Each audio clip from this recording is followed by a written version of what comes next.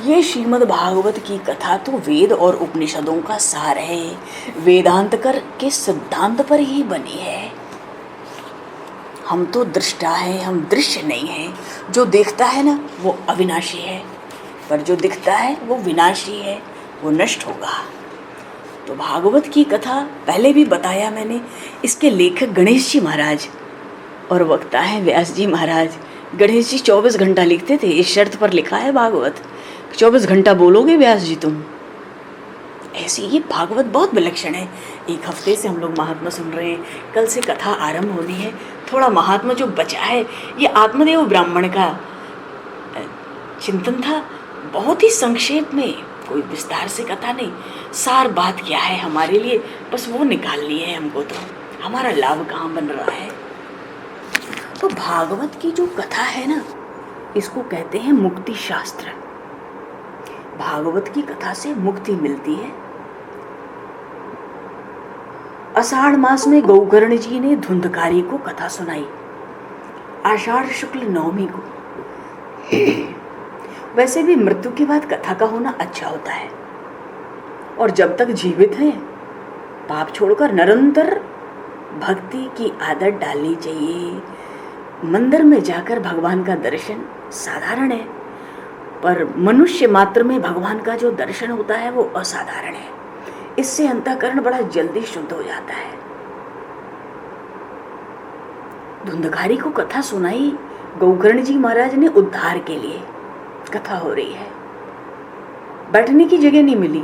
7 गांठ वाला एक बांस था, उसमें घुस गया। प्रेत था ना वो, हवा की तरह था, घुस गया। कथा सुनने बैठ गया। तो 7 दिन कथा हुई, तो हर दिन एक बांस की एक एक गांठ टूटती। 7 दिनों में 7 गांठें टूट गई। बात यह है कि जब जीव शरीर छोड़ता है ना, जब हमारा शरीर छूटता है अंत समय में, तो हमारे भीतर प्रायः कोई वासना रहती है। उस वासना को लेकर शरीर छोड़ते हैं। ये जो वासनाएं हैं ना, यही गांठें हैं। किसी के अंदर धन की, किसी के अंदर अन्न की, किसी के अंदर प्रतिष्ठा की, किसी के अंदर और भी तरह के धन, स्त्री पुत्र परिवार की, जो भी पति पत्नी की आसक्ति की गांठ, पुत्र के प्रति आसक्ति की गांठ, पैसे की आसक्ति की गांठ। तो ये जो आसक्ति की गांठ है ना, ये हमको विवेक से छोड़नी है। और सत्संग से, बिनु सत्संग विवेक न होई, राम कृपा बिनु सुलभ न सोई। तो जैसे जैसे हम भगवान में प्रेम करते हैं ना, हृदय से जुड़ जाते हैं, हमारा मन भगवान में जाके तल्लीन हो जाता है। एक एक गांठ अपने आप हमारी छूटती चलेगी अभी से। 7वें दिन गोकर्ण जी ने धुंधकारी को मोक्ष की कथा सुनाई। 7वीं गांठ टूटी ना, तो वो बांस फटा, जोर की आवाज हुई। एक तेजस्वी दिव्य पुरुष निकला। प्रेत था वो धुंधकारी, महापापी, महान पापी, उसके पाप की सीमा नहीं थी। जब दिव्य पुरुष निकला तो भगवान की बार बार वंदना करने लगा वो धुंधकारी। अरे धन्य है भागवत की कथा को, और धन्य है श्री सुखदेव जी महाराज को। ऐसे प्रेतों का भी उद्धार भागवत की कथा से हो जाता है। गोकर्ण जी पहचाने नहीं, पूछे आप कौन है? तो उस दिव्य पुरुष ने उत्तर दिया, मुझे नहीं पहचानते, मैं आपका भाई धुंधकारी, आपकी कथा सुन के मेरी सदगति हो गई। वो तो विमान में बैठ गया, प्रभु के धाम पहुंचा। गोकर्ण जी को आश्चर्य हुआ। कथा तो बहुतों ने सुनी, भृगु जी बहुत लोगों को बुला के लाए थे, तो सब विमान में नहीं गए, या अकेला धुंधकारी क्यों गया? भगवान के पार्षद धुंधकारी को क्यों ले गए? अजी, धुंधकारी ने जिस तरह कथा सुनी उस तरह किसी और ने कथा नहीं सुनी।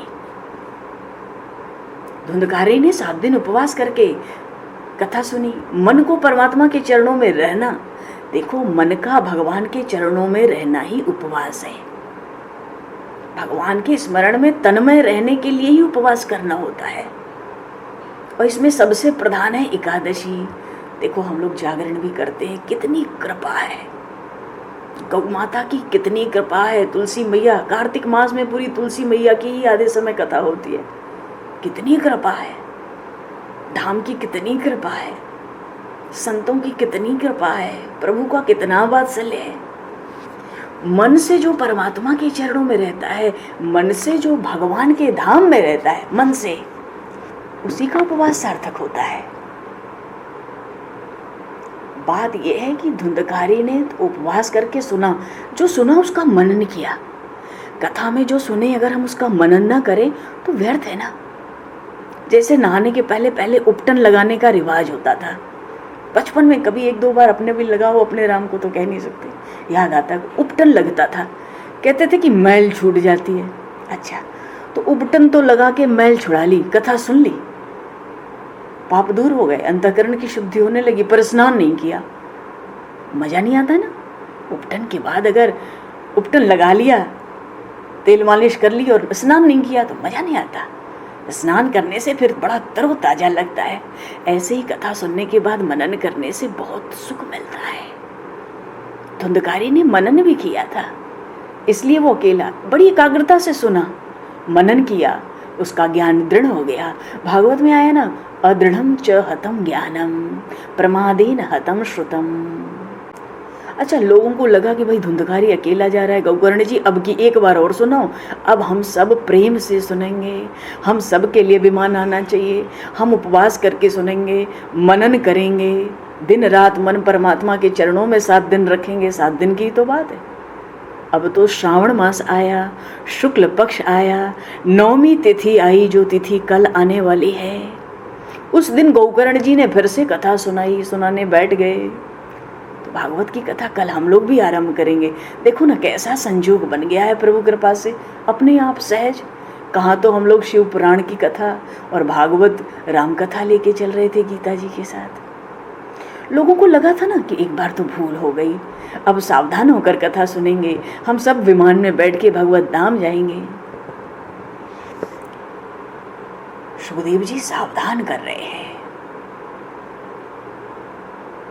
कहते हैं परीक्षित जी से, राजन गौकर्ण जी के मुख से जो कथा प्रकट हुई, अलौकिक कथा, उस कथा का श्रवण करेंगे, जो श्रोता श्रवण करेंगे उनको इससे मुक्ति मिल जाएगी जन्म मरण से, भव सिंधु से। और ये भागवत तो गौकर्ण जी की कही हुई है, श्री सुखदेव जी महाराज की कही हुई है, सनत कुमार जी महाराज की कही हुई है, और सृष्टि के आरंभ में साक्षात नारायण ने ब्रह्मा जी को सुनाया था। अजी ये भागवत भव रोग की दवा है, शरीर के रोग की क्या बात है, 84 लाख रोगों से छुड़ाने वाली है।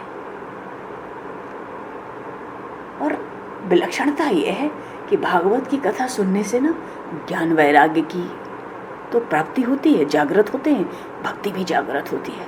कहा था ना, कोई कितना भी बड़ा नास्तिक बन जाए, मैं ईश्वर को नहीं मानता, मेरी ईश्वर में श्रद्धा नहीं है, मैं कथा नहीं सुनूंगा, पर विश्वास मानो ये ज्ञान वैराग्य और भक्ति के बीज बड़े बड़े नास्तिकों में भी होते हैं। तभी तो जीवन में जब बड़ा संकट आता है तो भगवान की प्रार्थना एक झटके में कर ही लेते हैं वो लोग भी। कोई नास्तिक नहीं है। कारण क्या है अजी, सबके भीतर वो परमात्मा है, उसका अंश है, इसीलिए हमारे शरीर की शोभा है। प्राण निकल जाता है, कहते हैं जल्दी उठाओ, जल्दी निकालो, शरीर भारी हो जाएगा, ये करो वो करो, छूने से अशुद्धि हो गई, नहा लो। शरीर सुंदर नहीं है, शरीर के भीतर जो परमात्मा है वो सुंदर है, इसलिए शरीर सुंदर दिखता है। बताओ ना, कल श्रावण शुक्ल 9वीं है, जिस दिन गौकर्ण जी ने कथा कही, कैसा अवसर भगवान ने सहज दिया। देखो मनुष्य भक्ति करता है बड़े दुख से, ज्ञान वैराग्य हमारे अंदर है पर वो मूर्छित पड़े हैं, उनको जरूरत है भक्ति के साथ जगाने के लिए, और इसीलिए कथा है। अरे कथा की महिमा तो गोपियों ने भी गाई जी, गोपियों ने भी गाई। गोपी गीत में 10वें स्कंद में कथा की महिमा आई। गोपियां कहती हैं आपस में महारास के प्रसंग में, रास पंचाध्यायी का श्लोक है, तव कथामृतम तप्त जीवनम कविभिरीडितम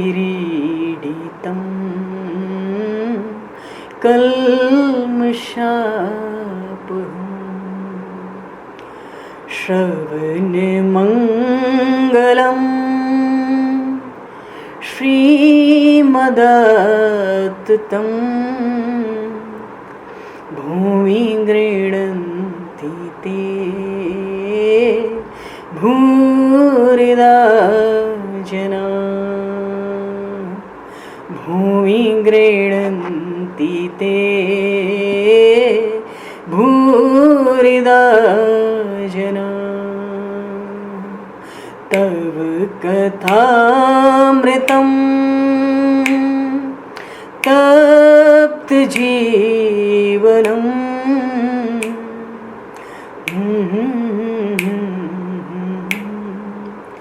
गोपियाँ कहती हैं, हे नाथ, हे श्री कृष्ण, आपकी लीला कथाएं तो संसार में 3 गुणों से, 3 तापों से सतरजतम जिनके जीवन जल रहे हैं, अशांत हैं, दुखों में कलेशों में पड़े हैं, उनके लिए आपकी कथा अमृत है। तब कथामृतम अमृत है, तप्त जीवनम जो तप रहे हैं, श्रवण मंगलम सुनते ही सब कल्याण, सब मंगल। कल्याण वो है जो हो रहा है, मंगल उसको कहते हैं जो आगे होगा। आनंद तो तत्क्षण प्राप्त होता है। गोपियों ने कहा, इस पृथ्वी पे जो कथाओं का दान कर रहे हैं उनसे बड़ा कोई दानी नहीं है। मृत्यु के बाद भी मुक्ति दिलाता है ये भागवत, और जीते जी भी मुक्ति और प्रेम दिलाता है ये भागवत। ऐसा ग्रंथ है, मृत्यु हो जाए फिर भी मुक्ति, मृत्यु हो जाए फिर भी मुक्ति ले आओ। 5वें अध्याय में भी महात्मा की कथा है, भागवत के 6ठे अध्याय में भी विधि बताई है। भीतर वैराग्य होना चाहिए। अब हम कथा कहें सुने, भीतर भाव हो कि धन मिल जाए, बढ़िया कपड़ा मिल जाए, फूल माला मिल जाए, लड्डू प्रसादी मिल जाए, फिर वाणी में वो असर नहीं आता। तो स्वामी जी ने कहा ना, मंगला नाम च करतारो वंदे वाणी विनायक। वक्ता का केवल ब्राह्मण शरीर हो, जाति से ब्राह्मण हो, इतने से काम नहीं बनेगा। संध्या गायत्री हो, निर्गंभीर हो, दृष्टांत देने में कुशल हो, कामनाओं से रहित हो, विरक्तो वैष्णवो विप्रो वैष्णव हो, विरक्तो वैष्णवो विप्रो वेद शास्त्र विशुद्ध कृत, दृष्टांत कुशलो धीरो, वक्ता कार्योति स्पृह। और कथा के आरंभ में तो गणेश जी महाराज की वंदना।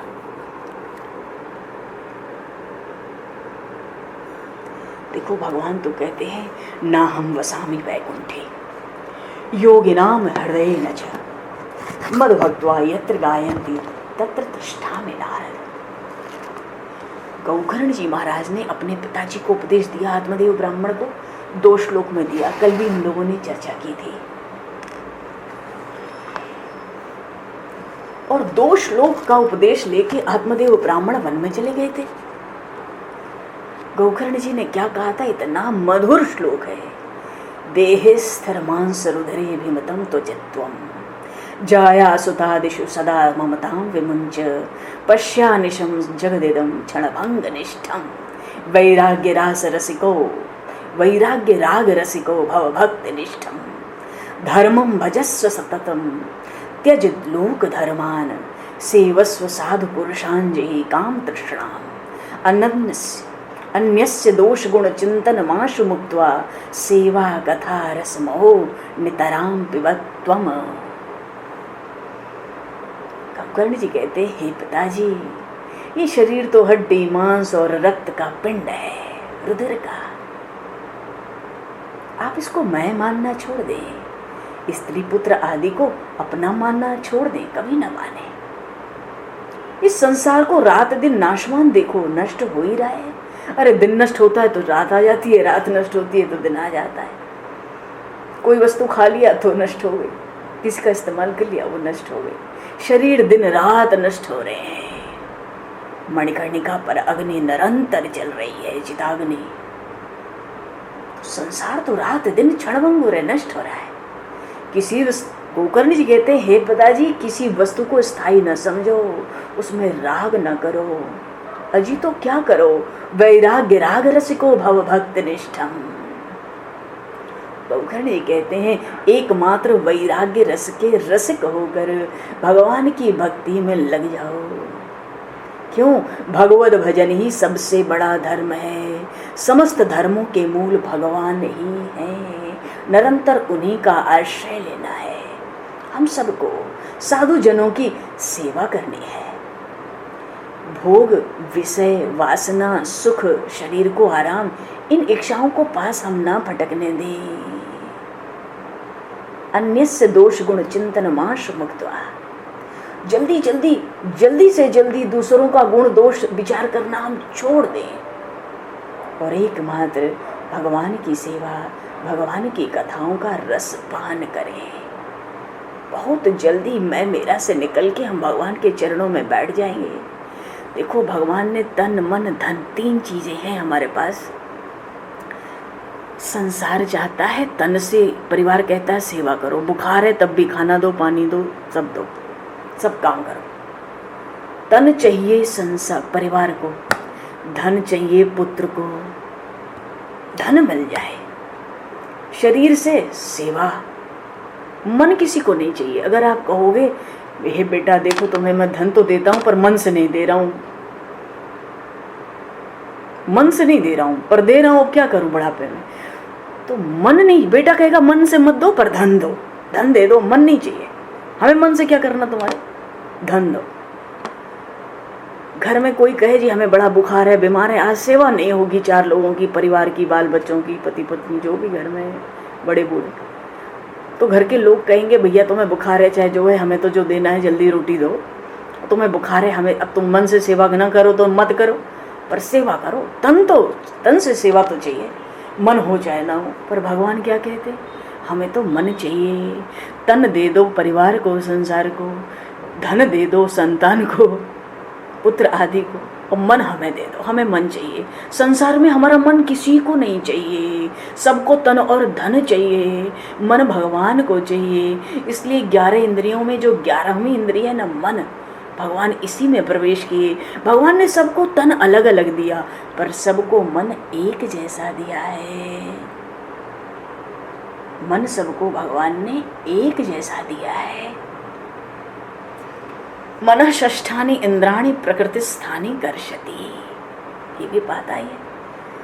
तो सर्व नियंता, अनंत शक्ति संपन्न, पूर्ण परात्पर ब्रह्म जीव मात्र के मन में अंतर्यामी रूप से प्रकट है।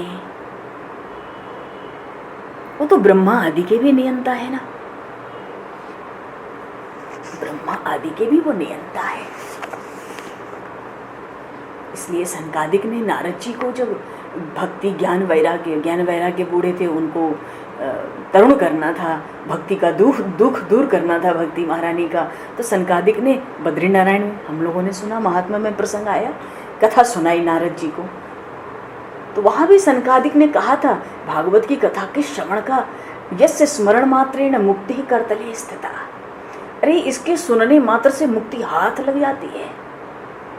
श्रीमद् भागवत की कथा का सदा सर्वदा सेवन आस्वादन करना चाहिए, क्योंकि सुनने मात्र से भागवत को हृदय में श्री हरि आके विराजमान हो जाते हैं। देखो एक बात आई स्कंद पुराण में। स्कंद पुराण एक बड़ा अद्भुत विलक्षण ग्रंथ है। उसमें एक एक विष्णु खंड है। उस विष्णु खंड में भगवान स्वयं साक्षात चतुर्भुज भगवान नारायण ने ब्रह्मा जी को उपदेश दिया था। तो स्कंद पुराण के विष्णु खंड में भगवान ने, नारायण ने ब्रह्मा जी को एक जगह भागवत का भी महिमा सुनाया। कल से हम लोगों को कथा आरंभ करनी है, कथा होगी। गौकर्ण जी का इतना सुंदर दिन मिल रहा है, कल बिना मुहूर्त का काम है, अनायास हो रहा है, सब कुछ अनायास हो रहा है। अभी तक तो हम लोग गीता, भागवत, रामायण और भी संतों की वाणियों पर ही सत्संग करते रहे। शायद उसी का फल है, महापुरुषों का अनुग्रह, काशी महारानी की कृपा। मैं तो भीतर से बहुत आह्लादित हूँ, उत्साहित हूँ इस भागवत की कथा को लेके। और देखो ना, 12 स्कंद का भागवत है, फिर भी कार्तिक पूर्णिमा तक चाहते हैं चौमासे में हो जाए। आगे प्रभु की इच्छा, उन्हीं की प्रेरणा, उन्हीं की शक्ति से जीव बोल सकता है। हरिशरण। तो श्रीमन नारायण ब्रह्मा जी से कहते हैं भागवत का महात्मा बताते हुए, श्रीमद्भागवतम नाम पुराणम लोक विश्रुतम शृणुया श्रद्धया युक्तो मम संतोष कारणम। जो प्रतिदिन श्रद्धा से युक्त होकर भागवत को सुनता है, भगवान कहते हैं ये मेरे संतोष का कारण है, मैं इतने से ही संतुष्ट हो जाता हूँ। मर के जीव जब परलोक आएगा मैं संतुष्ट रहूंगा। अरे जब भगवान ही संतुष्ट हो गए तो क्या बचा है। केवल प्रतिदिन श्रद्धा से युक्त होकर श्रवण करना है लोक विख्यात श्रीमद् भागवत नाम का पुराण। प्रभु कहते नित्यम भागवतम यस्तु पुराणम पठते नरः प्रत्यक्षरम भवे तस्य कपिल दानजम फलम। जो प्रतिदिन भागवत महापुराण का पाठ करता है उसको एक एक अक्षर के उच्चारण के साथ कपिला गौदान करने का पुण्य होता है।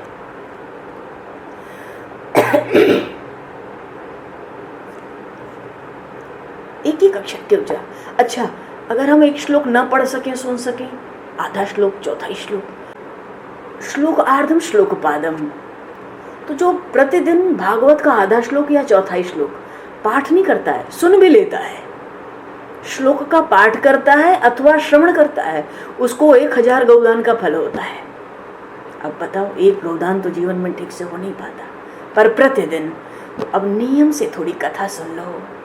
आप सब नियम से ही सुनते हो, 2.5 साल से हम देख ही रहे हैं, नियम से सुनते हो। अब थोड़ी सी और आदर भगवान के लिए चाहिए, क्योंकि कल से कथा होनी है। थोड़ा समय तो लगेगा, 3 महीने का समय तो कम से कम प्रभु देंगे। कार्तिक मास तक, कार्तिक पूर्णिमा तक तो यही है, पर हमें अपार लाभ की प्राप्ति हो सकती है। भगवान तो कहते हैं यह पठेत प्रयतो नित्यम श्लोकम भागवतम सुत 18 पुराणानाम फलम आपनोति मानवः। जो रोज पवित्र चित्त होकर भागवत के एक श्लोक का पाठ करता है वो मनुष्य 18 पुराणों के पाठ का फल पाता है। और कथा का स्थान इतना दिव्य होता है, क्यों? क्योंकि नित्यम मम कथा यत्र तत्र तिष्ठन्ति वैष्णवाः कलिबहया नरास्ते वै ये चर्चन्ति सदा मम। जहाँ नित्य मेरी कथा होती है वहाँ विष्णु पार्षद प्रहलाद आदि विराजमान रहते ही हैं। तो जो मनुष्य सदा भागवत शास्त्र की पूजा करते हैं कलयुग के अधिकार से बाहर है। हाँ जी, कलयुग के अधिकार से बाहर है, क्योंकि कलयुग में जहाँ जहाँ पवित्र भागवत शास्त्र रहता है, भागवत की कथा होती है, भगवान तो कहते हैं तत्र तत्र सदैवाहम भवामि दशैशः। वहाँ वहाँ सदा ही मैं देवताओं के साथ उपस्थित रहता हूँ। मैं ही नहीं, तत्र सर्वाणि तीर्थानि नदी नद सरांसि च यज्ञाः सप्तपुरी नित्यम पुण्याः सर्वे शिलोच्चयाः। वहाँ सब नदी नद सरोवर सब तीर्थ वास करते हैं, संपूर्ण यज्ञ 7 पुरियां सब पावन पर्वत नित्य वहाँ निवास करते हैं जहाँ भागवत की कथा होती है। भगवान तो कहते हैं मत कथा वाचकम नित्यम मत कथा श्रवणे रतम। जो मेरी कथा कहता है, जो सदा उस कथा को सुनने में लगा रहता है और जो मेरी कथा से मन ही मन प्रसन्न होता है, उस मनुष्य का मैं कभी त्याग नहीं करता। और जो परम पुण्यमय श्रीमद् भागवत महापुराण को देखकर अपने आसन से उठकर खड़ा नहीं हो जाता, उसका 1 वर्ष का पुण्य नष्ट हो जाता है। और कोई खड़ा हो जाए, प्रणाम कर ले, तो भगवान कहते हैं उस मनुष्य को देखकर मुझे अनुपम आनंद होता है। बोलिए श्रीमद् भागवत महापुराण की जय। श्री सुखदेव जी महाराज की जय। श्री गौकर्ण जी महाराज की जय। श्री परीक्षित जी महाराज की जय। सब संतन की जय, सब भक्तन की जय, सद्गुरुदेव भगवान की जय। अति पावन है तिहारो नाम सीताराम। अति पावन है तिहारो नाम सीताराम। भवतारण है तिहारो नाम सीताराम। सुख सावन है तिहारो नाम सीताराम। मन भावन है तिहारो नाम सीताराम। मन भावन है तिहारो नाम सीताराम। अति पावन है तिहारो नाम सीताराम। अति पावन है तिहारो नाम सीताराम। बोलिए श्री सीताराम जी महाराज की जय। बाबा विश्वनाथ की जय। हरिशरणम। समय को दृष्टिगत करते हुए आज यहीं पर वाणी को विराम। वाक्य पुष्पांजलि प्रभु के श्री चरणों में सादर समर्पित और आप सभी को यथायोग्य जय सिया राम, जय श्री